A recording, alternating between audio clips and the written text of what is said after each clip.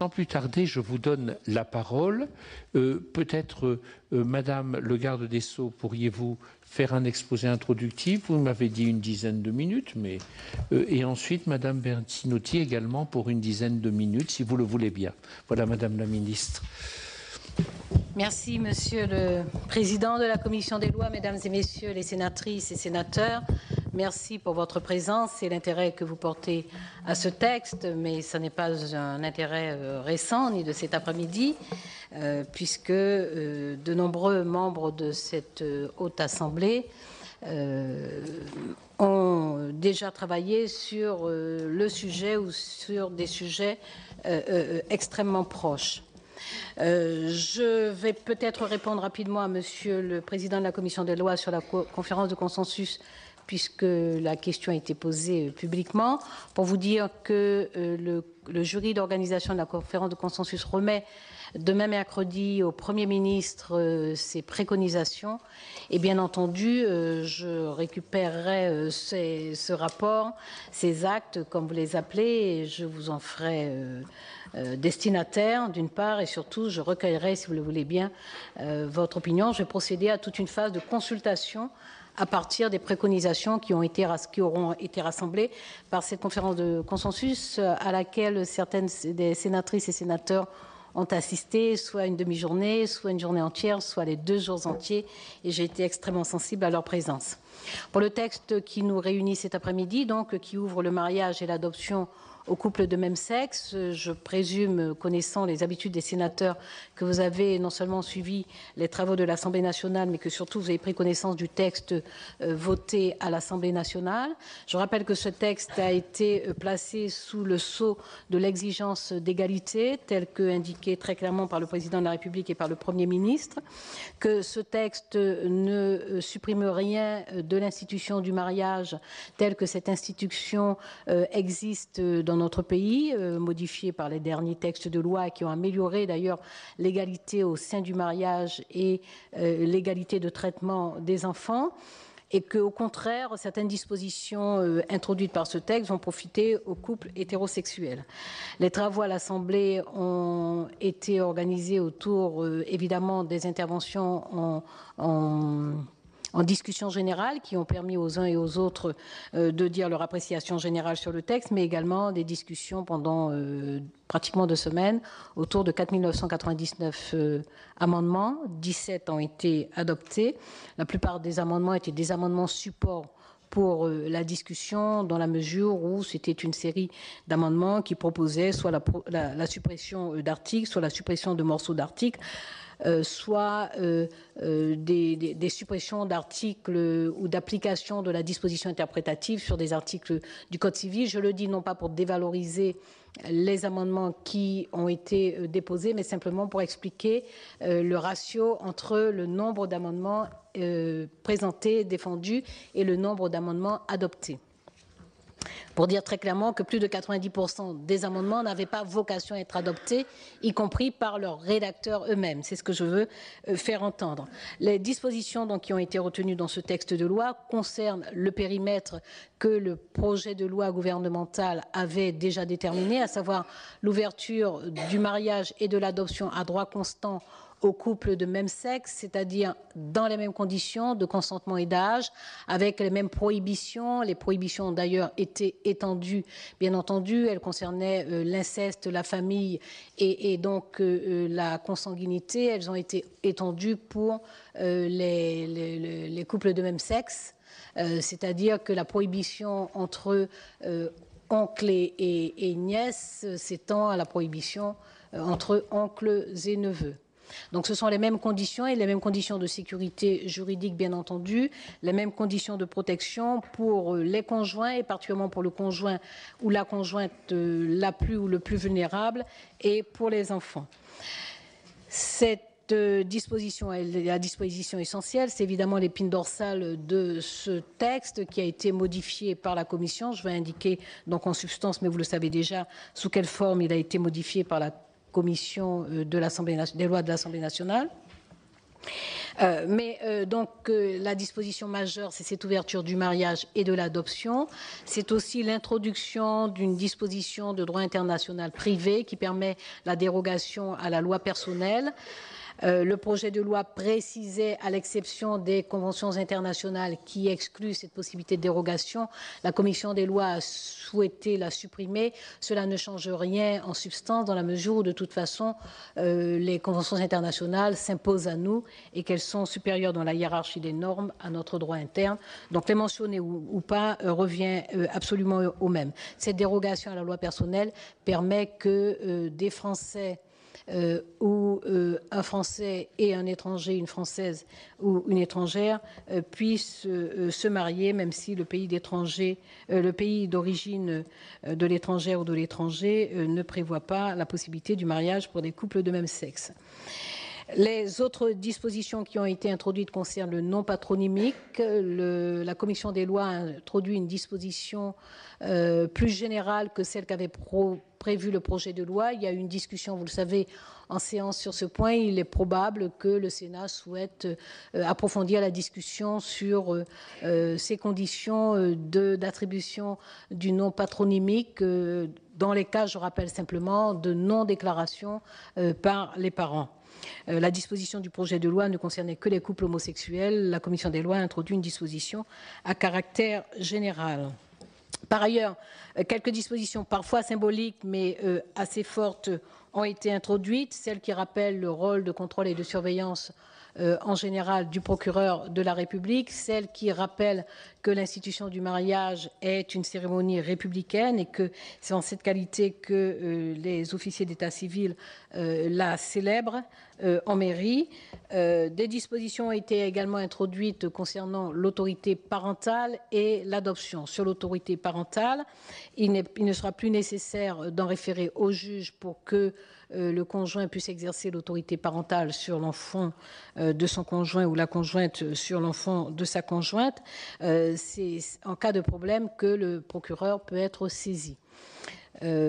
Ensuite, en cas de décès, parce que ce texte vise à protéger les enfants qui existent déjà dans des familles homoparentales, ce texte vise à vraiment leur apporter de la sécurité juridique.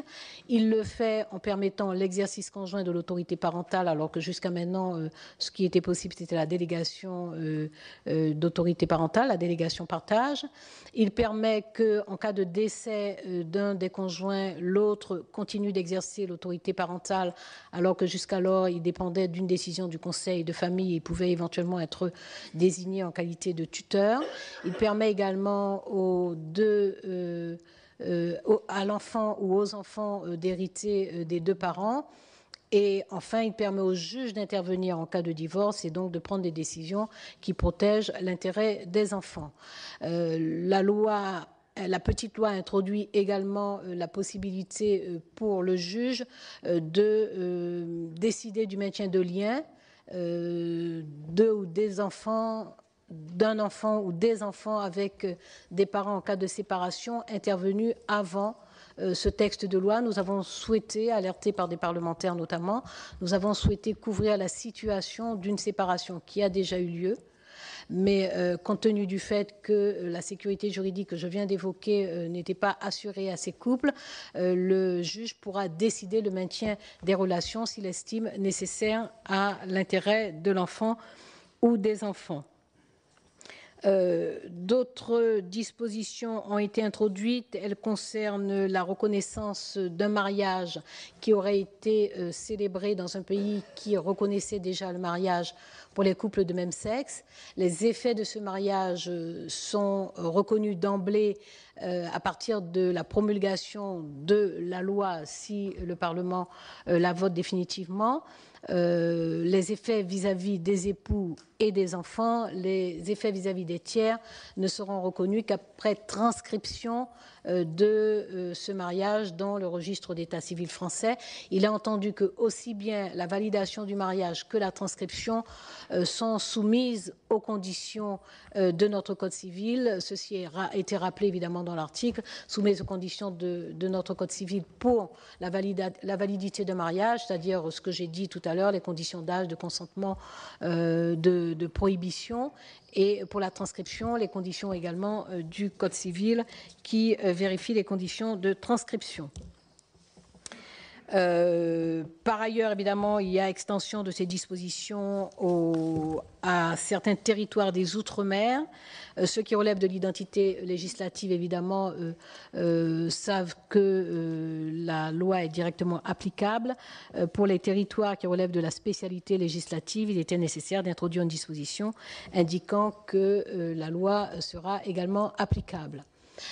D'une façon générale, ce qui a le plus fait débat, en tout cas le plus longuement fait débat, vous le savez, c'est la disposition interprétative que la Commission des lois a introduite dans le texte et qui permet, en inscrivant au début du livre premier que pour les couples de même sexe, toutes les occurrences des mots père et mère, grand-père, grand-mère doivent être interprétées comme époux ou conjoint ou parents lorsqu'il s'agit de couples de même sexe.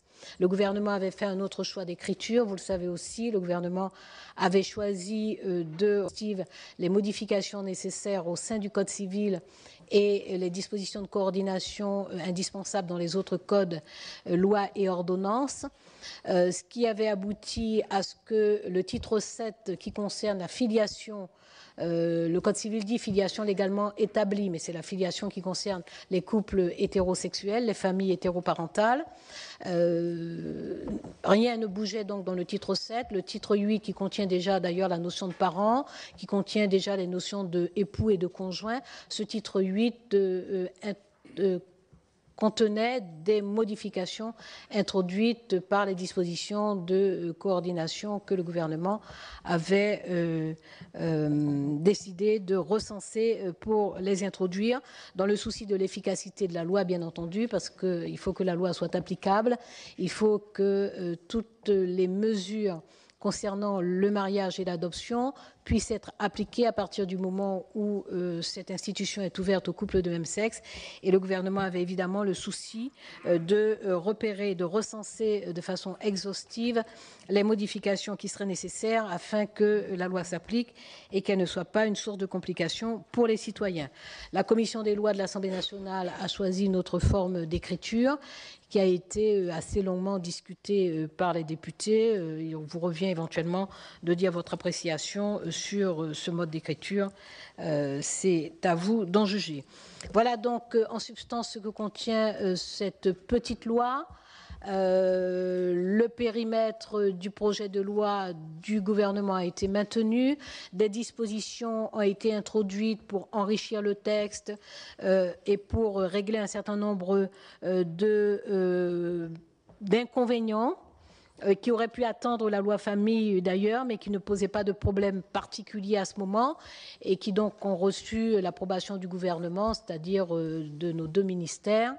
La ministre de la Famille ayant à charge dans le texte famille qui viendra en fin d'année, mais c'est elle qui vous précisera le calendrier, ayant à charge d'introduire des dispositions qui méritent davantage d'approfondissement et éventuellement davantage de discussion. Mais celles-là pouvaient être introduites à l'occasion de ce texte de loi sans poser de difficultés particulières. Nous avons choisi de ne pas attendre davantage pour les introduire.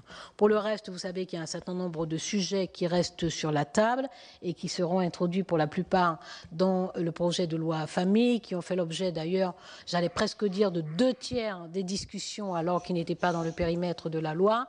Je ne pense pas que nous serons confrontés à cela. D'abord parce que les sénatrices et les sénateurs sont généralement des personnes plus patientes et qui attendront plus volontiers la discussion sur le texte famille, mais ensuite parce que j'ai assez l'habitude de cette Assemblée pour savoir qu'elle débatte davantage sur le droit, qu'elle débatte davantage des questions juridiques que des présupposés autour d'intentions putatives d'un gouvernement qui ignorerait lui-même ses arrière-pensées. Voilà pour l'essentiel de ce texte. Évidemment, nous nous tenons totalement à votre disposition pour répondre à vos questions après l'intervention de Madame la ministre de la Famille. Merci, Madame la ministre.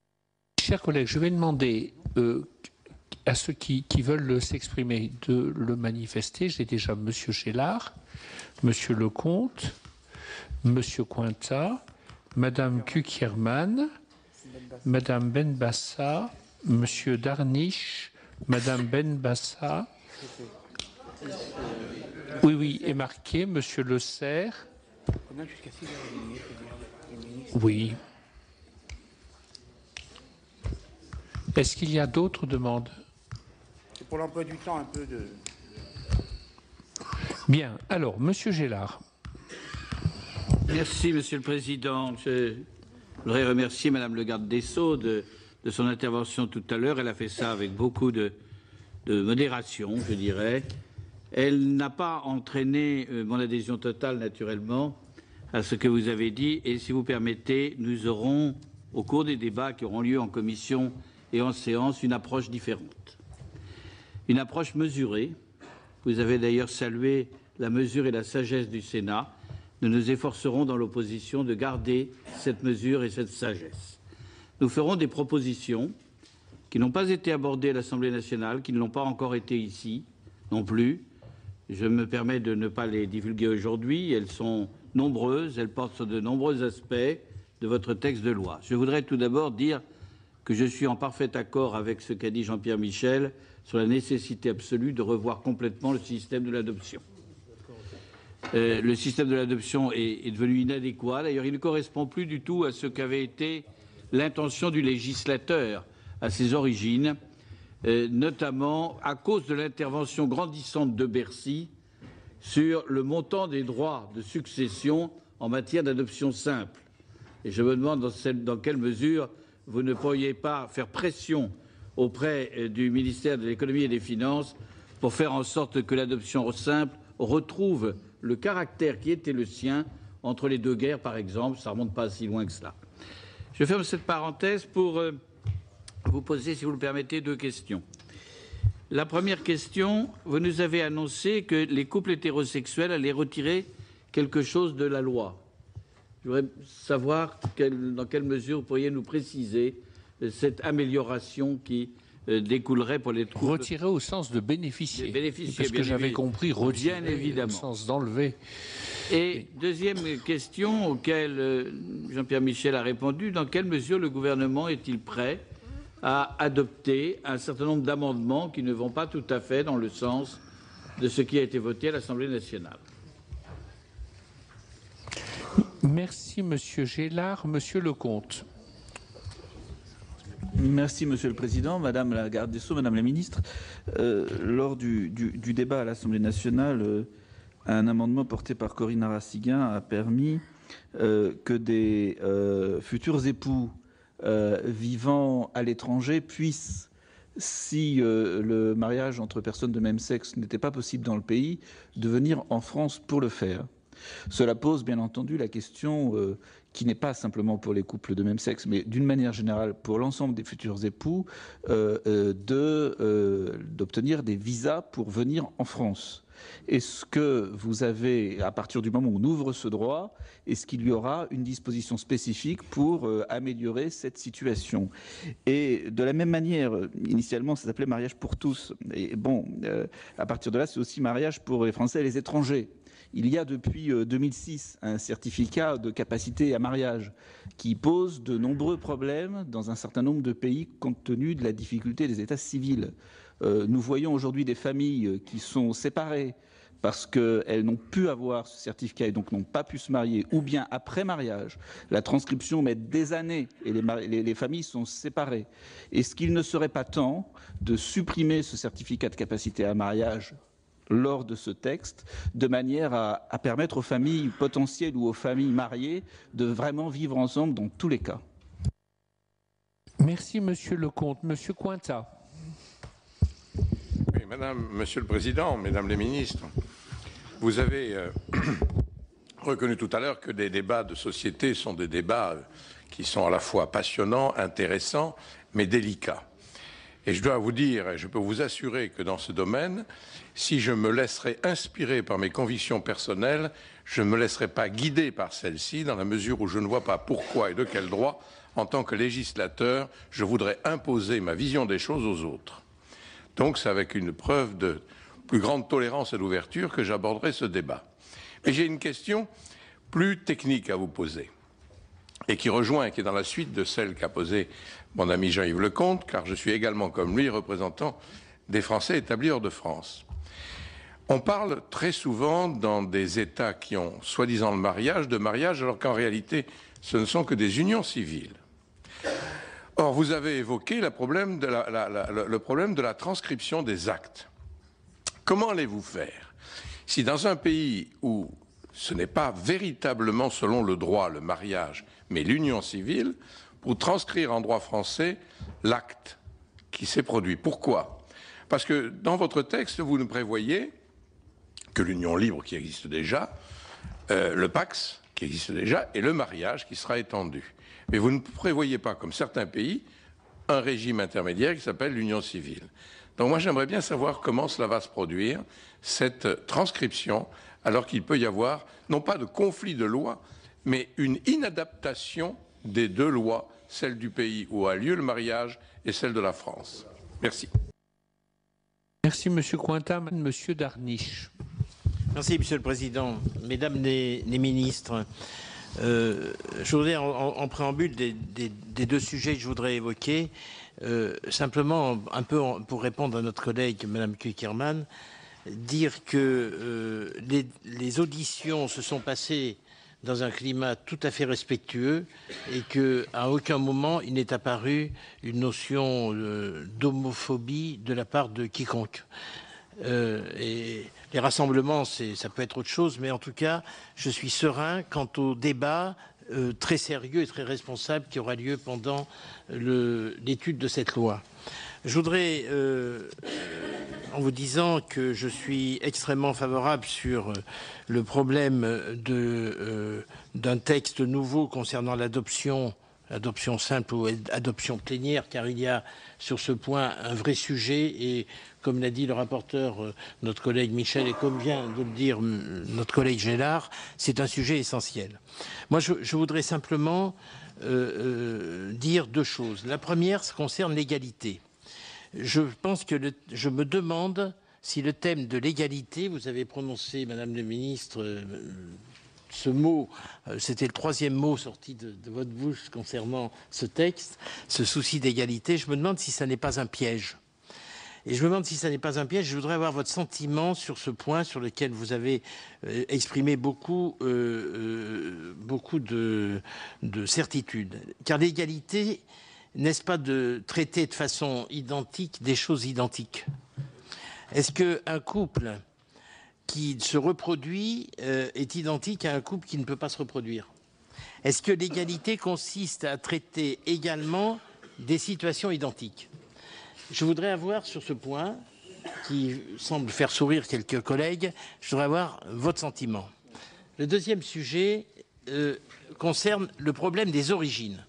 C'est un problème auquel nous sommes, dans nos responsabilités locales, très fréquemment saisis par des personnes qui souffrent toute leur vie du fait de ne pas connaître leurs origines. Or là, après l'audition que nous avons eue de Madame Roudinesco, qui était une belle audition intellectuellement, mais pour laquelle je ne partageais pas tous les avis affirmés, je voudrais dire que ce problème d'égalité des origines est essentiel parce que en allant vers le test que vous nous proposez, nous allons augmenter certainement considérablement le nombre de personnes, enfants d'abord, adolescents ensuite et adultes au final, qui devront chercher leurs origines par rapport à au nombre que nous avons actuellement. Et donc, ça sera de la responsabilité de l'État d'avoir aggravé une situation qui est une situation déjà très douloureuse. Est-ce vraiment ce que doit faire un État dans ce domaine-là, ou que pensez-vous nous dire par rapport à ce problème de la recherche des origines? Voilà les deux sujets essentiels que je voulais aborder. Merci Monsieur Darniche. Madame Benbassa. Je vais être très brève. Madame la ministre de la Famille, pourriez-vous nous dire à peu près à quelle époque le gouvernement compte mettre en place la concertation sur la famille et élaborer cette loi.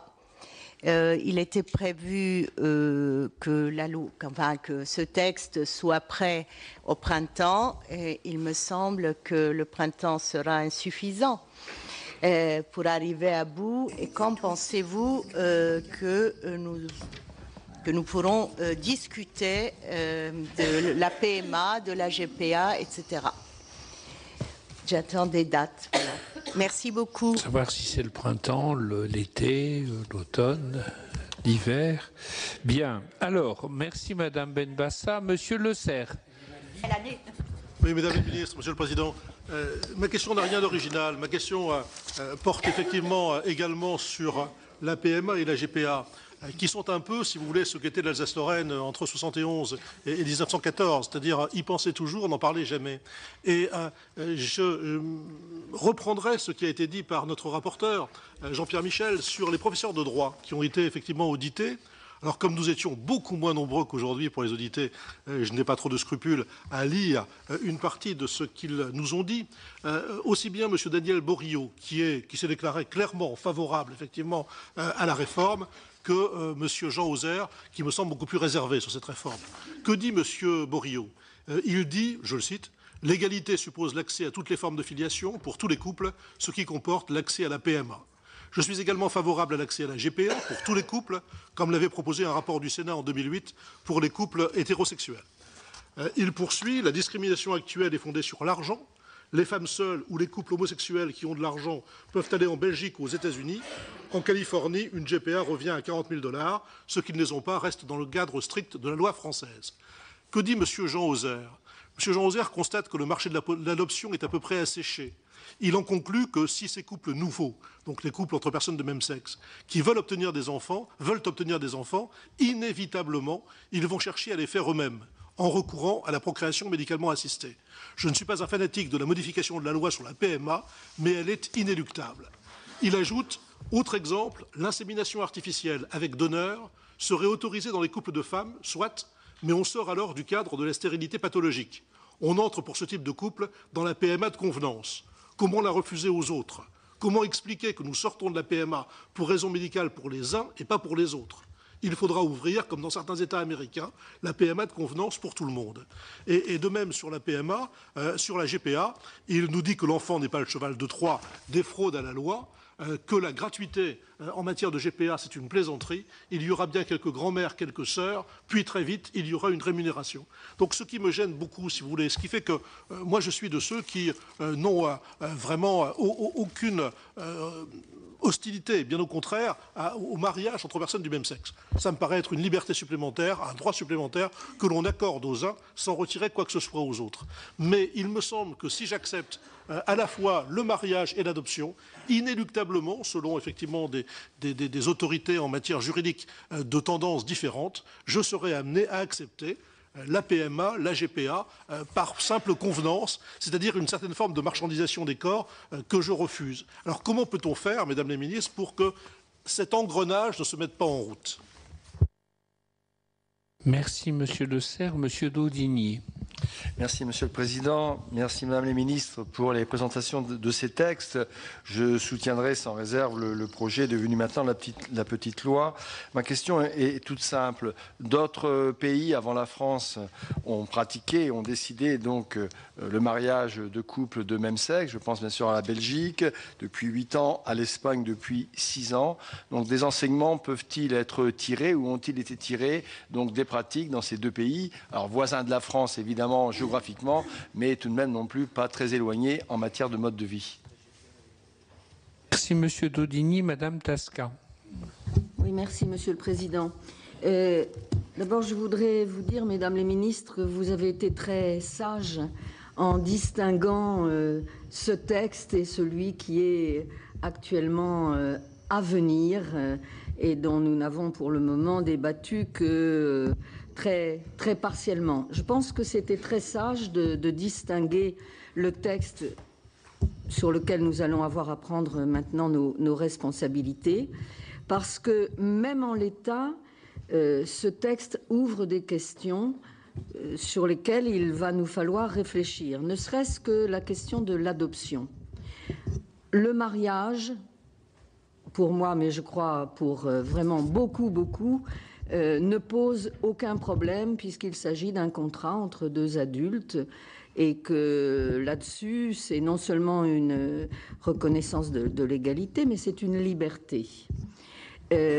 En revanche, la question de l'adoption, dès ce texte, pose problème. Et je crois qu'il faudrait que nous apportions des réponses à ces questions. On l'a dit, dans la majorité des cas, l'adoption sera une adoption intrafamiliale, chacun pouvant adopter l'enfant de son conjoint.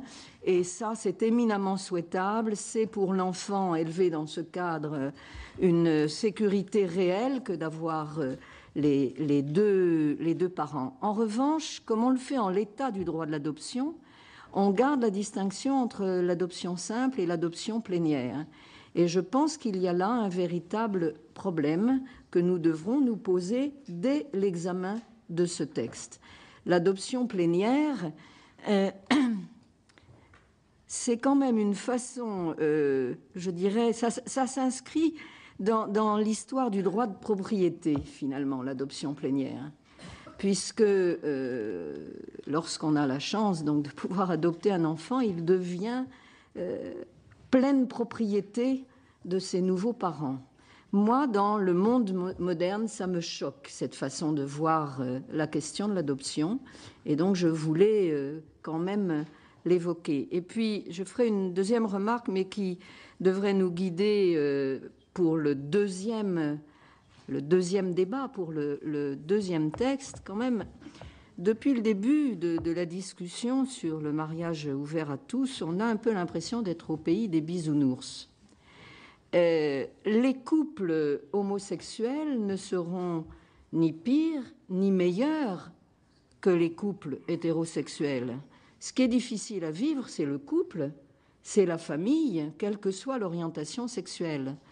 Et je pense que quand on s'attaquera à repenser la famille, il faudra peut-être sortir de cette vision assez angélique qui a guidé le débat jusqu'ici et s'attacher à bien travailler les protections de l'enfant. Parce qu'aujourd'hui, c'est le désir des adultes qui fait la loi, finalement, qui crée le droit. Donc, à partir du moment où nous ouvrons les horizons, comme beaucoup semblent le souhaiter, il faudra se poser très sérieusement la question de la protection des enfants. Merci, Madame Tasca. Nous avons entendu tous ceux et toutes celles qui l'ont demandé. Est-ce qu'il y a d'autres demandes de parole? Je crois que déjà, il y a eu beaucoup de questions de poser. Donc, s'il n'y a pas d'autres demandes, je remercie tous les collègues qui sont intervenus et je donne la parole d'abord à Madame Christiane Taubira pour répondre. Merci, Monsieur le Président. Merci, Mesdames et Messieurs, Mesdames les sénatrices, Messieurs les sénatrices, et d'abord, Monsieur le rapporteur, Madame la rapporteure pour avis, pour vos exposés et pour les questions qui vont toutes directement au fond, non seulement du texte, mais au fond des sujets que nous abordons. Je parcours, j'espère n'oublier personne. J'ai surtout pris note des observations, des remarques et des intentions énoncées par Monsieur le rapporteur sur le fond, Monsieur le sénateur Michel, et par les indications complémentaires fournies par Madame la rapporteure pour avis de la Commission des affaires sociales. Sur les amendements, donc je crois qu'ils ne sont pas encore disponibles, si j'ai bien compris. En tout cas, il semble qu'il y ait en tout cas un certain nombre d'amendements dont vous avez un peu connaissance du contenu provenant de l'Association des maires de France, si j'ai bien compris. Monsieur Pélissard nous a présenté 3 amendements. Voilà, tout à l'heure. D'accord. Donc, oui. De toute façon, dès que je le supputais. Le premier a été adopté à l'Assemblée, le deuxième permet de légaliser ce qui est une pratique, à savoir que l'on confie aux adjoints et aux conseillers municipaux délégués le soin de procéder au mariage à l'avance et on n'applique pas. Bon, voilà. Et le troisième, c'est pour donner au procureur de la République la possibilité d'enjoindre un officier d'état civil de procéder au mariage. Voilà. C'est les seuls amendements dont nous avons parlé, puisqu'ils ont été présentés par l'Association des maires de France. Mais nous examinerons en commission des lois, je ne sais pas quand ce sera en commission des affaires sociales, mais en commission des lois le 20 mars, le texte, et vous, ce sera le 19.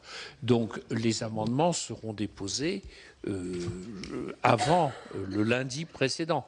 Donc, nous avons encore 3 semaines pour faire nos amendements, pour y réfléchir. Nous sommes encore en amont, Madame la Ministre. Oui, merci, Monsieur le Président. Donc, je réponds, en tout cas, je vais faire du mieux possible pour répondre aux questions posées par Mesdames les sénatrices, Messieurs les sénateurs. Donc, Monsieur le sénateur Gélard, vous avez éveillé notre curiosité, peut-être même notre gourmandise, en nous promettant des propositions de la part de l'UMP. Donc, nous les attendons avec la plus grande impatience. Vous avez exprimé votre conviction qu'il faut revoir le système de l'adoption, ce qui est un avis manifestement partagé. C'est vrai que notre droit de l'adoption a été un peu construit par paliers, en tenant compte d'une chose qui me paraît extrêmement importante, c'est ce que les juristes appellent la vérité sociologique. Donc il y a eu des moments historiques où l'adoption, par exemple, a été ouverte à des personnes célibataires, parce que la réalité sociologique du pays justifiait que l'on permette à des femmes seules, notamment, de pouvoir adopter des enfants qui correspondaient aux conditions d'adoption. Et puis, la loi sur l'adoption a été modifiée, enrichie, notamment en 1966, pour bien construire l'adoption plénière et en déduire l'adoption simple. Mais je partage très très volontiers l'idée qu'il faudrait peut-être revoir et penser dans sa cohérence et dans son intégralité notre droit sur l'adoption. Je pense que c'est un chantier que nous aurons l'audace d'ouvrir assez prochainement. Vous avez fait observer en égratignant le ministère des Finances qui a le malheur d'être toujours à la recherche de recettes. Donc vous avez évoqué le régime différencié entre les héritiers provenant d'adoption simple des héritiers provenant d'adoption plénière. C'est vrai que pour les héritiers provenant d'adoption plénière, il y a une exonération de droits jusqu'à 650 000 €, alors que les droits sont majorés pour les héritiers provenant d'adoption simple, en sachant qu'en plus l'adoption simple est d'une sécurité juridique moindre, puisqu'elle peut être résiliée notamment. Donc tout cela plaide, ça fait partie des arguments qui justifient la nécessité de revoir en profondeur le droit sur l'adoption.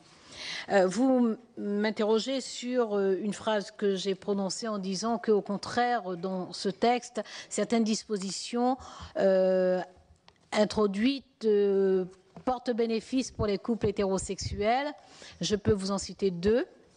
Par exemple, la disposition qui consiste à élargir à la résidence des parents des futurs conjoints ou futures conjointes, des candidats au mariage, le lieu de résidence pour faire célébrer le mariage.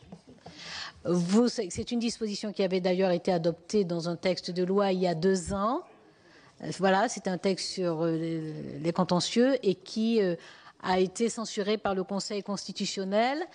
Nous étions réticents, pour vous dire les choses très clairement, le gouvernement a été réticent à cette extension parce que nous craignions qu'elle soit lue comme étant un assouplissement à l'égard des mairies qui ne souhaiteraient pas célébrer le mariage des couples de même sexe. Nous ne voulions pas donner un message contradictoire puisque le gouvernement s'était très clairement engagé à ouvrir l'institution du mariage en tant que tel, à la fois avec ses obligations, ses droits, ses sécurités, ses protections, mais aussi avec sa charge symbolique, l'ouvrir en tant que tel aux couples de même sexe, nous ne voulions pas envoyer un signal contradictoire en disant mais il y a des endroits où on pourra leur dire allez vous marier dans la commune voisine. Donc nous avons eu des discussions là-dessus et nous avons, c'est d'ailleurs un amendement de l'opposition qui a été adopté mais que nous avons sous-amendé en précisant que seuls les époux peuvent demander une autre résidence, que ce ne soit pas le maire qui puisse dire je ne vous marie pas ici, allez trouver une autre résidence. Donc ça c'est un aménagement qui profitera aux couples hétérosexuels qui peuvent, voilà, ça élargit le choix des résidences. Une autre disposition ne vous plaît pas beaucoup? Oui. Oui, parce qu'elle a quand même donné lieu à des débats, hein, je peux vous assurer, ça a duré un peu quand même. Une autre disposition, c'est l'adoption, sur l'adoption, qui concernera aussi les couples hétérosexuels qui adoptent, parce que je rappelle que dans le Code civil actuellement, il y a la filiation au titre 7 et puis il y a la filiation adoptive au titre 8. Et jusqu'à aujourd'hui, cette filiation adoptive concernait les couples hétérosexuels. Nous avons enrichi comme l'adoption en permettant une adoption plénière pour un enfant qui est déjà adopté plénièrement. De même que nous permettons une adoption simple sur un enfant déjà adopté en adoption simple. Ce sont des dispositions que nous avons introduites dans ce texte-là, mais qui serviront aux couples hétéroparentaux qui adoptent des enfants. Voilà des exemples. Il n'existe pas d'exemple où nous retirons quoi que ce soit aux couples hétérosexuels. Il y a une réflexion possible sur la disposition générale concernant le non patronymique, mais ce n'est pas un retrait, ce n'est pas une soustraction. Par contre, il y a incontestablement ces deux dispositions qui serviront également aux couples hétérosexuels. Monsieur Lecomte, alors vous avez sur le mariage est possible, 2006, capacité de mariage. Je vous rappelle simplement que les Français sur les mariages qui peuvent être, vous faisiez référence à la dérogation à la loi personnelle. Il ne s'agit pas pour des étrangers de venir se marier en France par convenance, dans la mesure où la condition de résidence est réaffirmée dans le texte de loi. Donc ce serait un étranger qui épouserait un Français, mais qui prouverait sa résidence régulière en France. Donc il y a eu effectivement, lors des débats, des interrogations sur les risques de tourisme nuptial, mettons-y des guillemets, mais nous ne sommes pas dans ce cas de figure parce que la condition de résidence est maintenue et à l'occasion de ce texte de loi, elle est même réaffirmée. Sur le certificat, j'entends votre interrogation, je pense que elle peut se poser, sans doute que cela se pose dans des cas précis. Alors, je rappelle quand même que, y compris ici un mariage entre une Française et une étrangère, un Français et un étranger, comme pour les couples hétérosexuels, il y a les conditions prévues par le Code civil. Donc, notamment les conditions de consentement et notamment les conditions d'âge. Et je rappelle que si ces conditions ne sont pas remplies, même si le constat est fait après le mariage, ce sont des conditions de nullité du mariage. Voilà. Par conséquent, lorsqu'on est dans ces cas-là, même quand des mariages sont notoirement acceptables au titre du droit français, un certain nombre de consulats qui mettent énormément de temps. Moi, j'ai vu énormément de couples qui, 1 an et demi à 2 ans après leur mariage, n'ont pas la transcription et ne peuvent pas vivre en France. Ou des familles sont séparées. Et donc, le problème du certificat de mariage et du temps pour l'obtenir, ou bien lorsqu'on ne l'a pas, la transcription derrière, parce qu'effectivement, il y a des choses à faire derrière, sont très problématiques dans un certain nombre de consulats. Oui, je pense que vous avez parfaitement raison de faire ce signalement-là, qui n'appelle pas de disposition législative, vous en êtes absolument persuadé, sauf si il y aurait des signalements qui me seraient faits, en tout cas une affirmation contradictoire qui me serait faite, mais je crois que ça n'appelle pas de disposition législative. Il faut qu'on voit au niveau des procédures et des pratiques, éventuellement, et peut-être des pays particulièrement concernés, éventuellement. Oui, à mon avis, ça relève de ça. Monsieur Cointa, débat de société passionnel, oui, j'admets, c'est toujours passionnel, mais c'est passionnant aussi, pour tout dire. D'ailleurs, parce que oui, chacun avance aussi, chacun s'interroge un peu plus profondément lui-même. J'apprécie votre entrée en matière en indiquant que ce n'est pas sur la base de nos seules convictions personnelles que nous écrivons le droit. Je crois que c'est effectivement essentiel. Et la grande vertu des législateurs, femmes et hommes, c'est justement de s'élever au-dessus de leurs propres élans et de légiférer selon l'intérêt général, selon l'intérêt commun. Et cela, je crois que c'est ce qui honore le plus les législateurs. Pour la transcription des actes venant d'autres pays, notamment sur l'union civile, le registre d'état civil transcrit les actes de mariage. L'union civile n'est pas un acte d'état civil, donc il ne fait pas l'objet de transcription. Par conséquent, nous ne serons pas confrontés à ce problème, même si dans d'autres pays, un type d'union civile différent de notre pacte de solidarité existait. Il n'y a pas lieu de se préoccuper de la transcription dans l'état civil. En tout état de cause, même pour le mariage, je le rappelle, ce sont les articles 175, notamment 7 et 5 du Code civil, qui définissent bien les conditions dans lesquelles il y a transcription d'un mariage qui a été célébré à l'étranger. Alors par contre, et notamment dans des pays nordiques, il y a des pays où le mariage est religieux.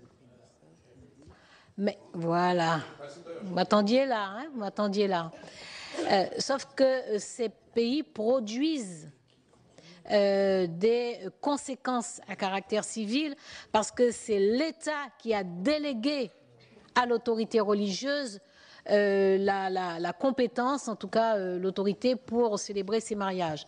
Donc dans ce cas-là, l'État a délégué une autorité mais qui produit des conséquences civiles.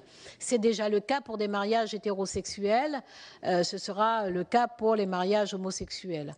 Alors, pour vous dire que comme nous pensons que, comme vous, législateurs sérieux, que 2 précautions valent mieux qu'une, nous avons procédé à des vérifications et nous attendons des retours. Nous avions fait de premières vérifications qui nous permettaient de dire ce que je viens de vous dire. Mais nous avons par précaution, donc d'ici au débat public au Sénat, nous aurons confirmation ou infirmation éventuellement. S'il y a infirmation, évidemment, vous le ferons connaître parce qu'il est hors de question que nous introduisions dans notre Code civil des dispositions qui seraient sujettes à caution et qui ne permettraient pas le strict respect des articles actuels du Code civil. Monsieur Darniche, sur est-ce que l'égalité est un piège ? Non, parce que la définition que vous avez donnée tout à l'heure, c'est la définition de la discrimination ou de la non-discrimination. L'égalité, c'est celle qui consiste à considérer que les citoyens, tout citoyen, quelle que soit son apparence, ses origines, ses croyances, et donc son sexe, forcément, on y pense de moins en moins, et son orientation sexuelle, quel que soit tout cela, il reste un citoyen. Et c'est ça l'égalité, c'est-à-dire ne pas créer des zones de non-accès à des droits sur la base d'une de ses particularités, que ce soit l'apparence, que ce soit la croyance, ou en l'occurrence que ce soit l'orientation sexuelle. C'est en tout cas notre conviction et c'est celle qui a fondé la formulation que cette ouverture du mariage au couple de même sexe et de l'adoption au couple de même sexe est un acte d'égalité. Mais j'entends qu'il puisse y avoir d'autres appréciations. Madame la sénatrice Benbassa, vous êtes adressée très directement à Madame la ministre de la Famille, donc elle vous apportera des réponses. Monsieur le sénateur Le Cerf, vous avez cité donc 2 professeurs, le professeur Bourillot et le professeur Rosaire, en nous disant que le premier est très clairement favorable et voit un enchaînement logique à l'étape PMA et l'étape GPA. Le second, plus réticent, voit néanmoins le même enchaînement logique. Et vous nous demandez surtout quelles dispositions nous pourrions prendre, envisager pour éviter cet engrenage. Alors, là, sur l'assistance médicale à la procréation, Madame la ministre de la Famille vous répondra sur la façon dont le texte famille abordera ce sujet, mais il est incontestable que le sujet sera abordé parce qu'il est lié effectivement à la possibilité, à une forme de filiation à une forme de filiation, et donc à la possibilité de s'interroger sur cette assistance médicale à la procréation qui aujourd'hui est réservée aux couples hétérosexuels mariés ou non mariés stables sous 2 conditions non cumulatives médicales, donc l'infertilité médicalement assistée ou le risque de transmission d'une maladie héréditaire grave. Il y a à s'interroger effectivement sur l'extension éventuelle de cette assistance médicale à la procréation à des couples homosexuels et éventuellement d'ailleurs aux femmes célibataires, parce que tous les pays qui ont ouvert l'AMP aux couples femmes homosexuelles l'ont ouverte également aux femmes célibataires. Donc le sujet est là, il fera débat, il sera traité d'ailleurs, vous le savez, par le Conseil consultatif national d'éthique qui s'est auto-saisi du sujet et qui a annoncé son rapport pour le mois d'octobre. Mais Madame la ministre de la Famille ira plus loin. Pour ce qui concerne la GPA, la gestation pour autrui, vous savez que dans notre code, dans notre droit, nous avons le principe de l'indisponibilité du corps humain, hein, c'est l'article 16.1 du Code civil, et qui est indiqué comme étant un principe d'ordre public. C'est-à-dire que c'est un principe absolu qui n'entend aucune exception. Donc, pour répondre à votre question sur l'engrenage, il y a des traitements différenciés entre l'assistance médicale à la procréation et la gestation pour autrui. À partir du moment où la gestation pour autrui, et c'est la position du gouvernement, très claire et très ferme, demeure un principe d'indisponibilité du corps et d'ordre public, c'est le barrage à l'engrenage. C'est le barrage à l'engrenage. Je me permettrai de rappeler simplement que dans cette très honorable maison, il y a une proposition de loi de sénateurs qui sont favorables à la gestation pour autrui et qui sont des sénateurs UMP dont je pense qu'ils ont commencé à débattre du sujet. Mais il y a 2, c'est pareil, 2 différentes. D'accord, voilà. Donc, moi, je pense que de toute façon, les sujets de société doivent faire l'objet de débats. Même s'ils entraînent beaucoup de passion, ils doivent faire l'objet de débats. Nous devons avoir le courage de les affronter. Il n'y a pas de sujets de société qui doivent être considérés comme absolument inaccessibles à notre intelligence collective. Notre droit pose des principes, ces principes doivent être respectés. Ça n'interdit pas des discussions et des débats sur les sujets. Pour ce qui concerne la position du gouvernement, je vous dis très clairement, la GPA, c'est un principe d'ordre public, un principe absolu, c'est l'indisponibilité du corps humain, et le gouvernement n'envisage pas du tout de l'ouvrir. Monsieur le sénateur Daudigny sur la Belgique et sur l'Espagne. Alors, nous avons regardé effectivement un peu ce qui s'est passé en Belgique et en Espagne ces dernières années. L'Espagne, ça fait 7 ans, la Belgique, ça fait pas loin d'une dizaine d'années maintenant. Pour ce qui concerne les mariages couples de couples de même sexe, il y a à peu près 2, à 2,5% par rapport à la totalité des mariages. On estime que nos sociétés étant à peu près proches culturellement et sociologiquement, nous devrions avoir à peu près aussi cette fourchette-là, mais le gouvernement s'interdit toute projection. C'est juste un repère, un ordre de grandeur. Donc, c'est à peu près ce qui s'est passé. Sur les adoptions, il y a eu des adoptions, y compris internationales, qui ont été accordées à des couples de même sexe en Belgique. Mais le nombre d'adoptions n'est pas très élevé. Je pourrais vous le communiquer, je n'ai plus très précisément en tête, mais il n'est pas très, très élevé. Madame la sénatrice Tasca, l'adoption suscite des interrogations, cela se conçoit effectivement. Je rappelle que notre droit civil est conçu de telle façon que le mariage emporte l'adoption. Le gouvernement s'est engagé sur la base de l'engagement du président de la République à ouvrir le mariage et l'adoption aux couples de même sexe. Il a tenu à ne pas réduire cet engagement, donc à ne pas concevoir un régime matrimonial réservé aux couples de même sexe, mais bien ouvrir le mariage avec ses conséquences, dont l'adoption. Nous entendons que ça suscite des interrogations. Nous disons simplement qu'il existe déjà des familles homoparentales avec des enfants, soit parce qu'il y a un enfant qui a un parent biologique dans le couple, soit parce qu'un des membres du couple a adopté en qualité de célibataire. Ces enfants existent dans ces familles. Et ce qui nous importe en priorité, c'est de leur apporter la sécurité juridique qui est due à tous les enfants de France. Et le mariage apporte cette sécurité juridique, y compris en cas de divorce, parce que je partage votre avis. Il n'y a aucun élément, ni statistique, ni scientifique, ni empirique, qui nous permette de penser que les couples homosexuels seront plus raisonnables, notamment dans la séparation et le divorce, que les couples hétérosexuels, qui ont une propension assez forte à se déchirer à ces moments-là. Donc, le fait de faire intervenir le juge protégera les enfants qui sont déjà dans ces familles et qui bénéficieront d'un régime qui veillera à ce que leur intérêt soit préservé, aussi bien dans le maintien éventuel des relations avec le parent qui n'aurait pas la garde, que dans le partage des responsabilités et dans la préservation générale de son intérêt affectif et matériel. Je rappelle par ailleurs que l'adoption est ouverte aux couples de même sexe dans les mêmes conditions que pour les couples hétérosexuels. Et nous savons que aussi bien notre droit que nos procédures sont extrêmement rigoureux, restrictifs même, et considérer aussi bien le droit que la procédure, plus encore la procédure, comme étant extrêmement contraignant.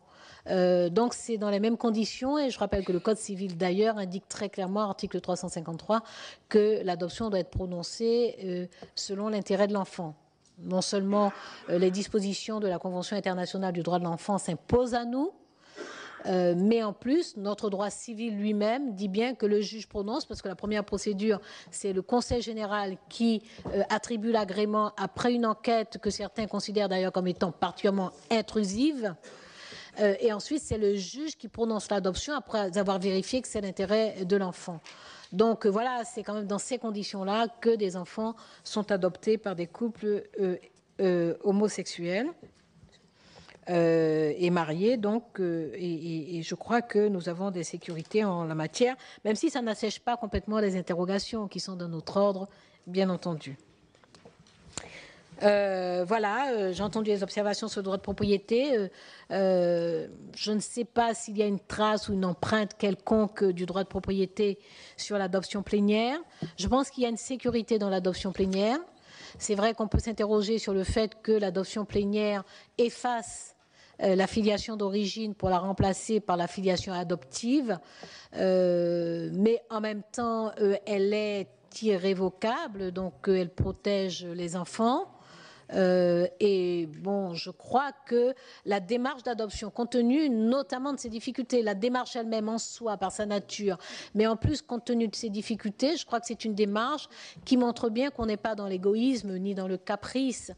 C'est une démarche qui ne peut être que nourrie par un projet parental. Alors, je ne suis pas en train d'idéaliser, mais je crois que pour les adoptants, qu'il s'agisse de couples hétérosexuels, parce que rappelons que quand même la majorité des adoptions sont faites par les couples hétérosexuels, qu'il s'agisse de couples homosexuels, il y a une démarche volontariste, il y a une patience, il y a le fait de se soumettre à ces investigations, il y a le fait d'accepter toutes ces procédures. Donc je crois qu'il y a une démarche avec un projet parental. Bon, il peut y avoir des égoïstes, il peut y avoir des capricieux, mais je ne crois pas qu'on puisse dire que de façon générale, il y a une démarche d'appropriation, de propriété, presque de confiscation. Voilà, en tout cas, je veux espérer, et je me dis en plus que même si c'était le cas, élever un enfant au quotidien, c'est quand même donner de l'amour, on résume bien sûr, mais c'est affronter des difficultés, c'est se contraindre, c'est réorganiser sa vie. Bon, je crois que si on tient la distance, c'est qu'il doit y avoir quelques belles raisons aussi, quand même, et pas seulement des raisons de propriétaire. Voilà, en tout cas, je veux y croire. Pardon, je crois que j'ai été un peu longue, je vous demande de m'en excuser. Pas du tout. Merci pour vos réponses, Madame la Ministre.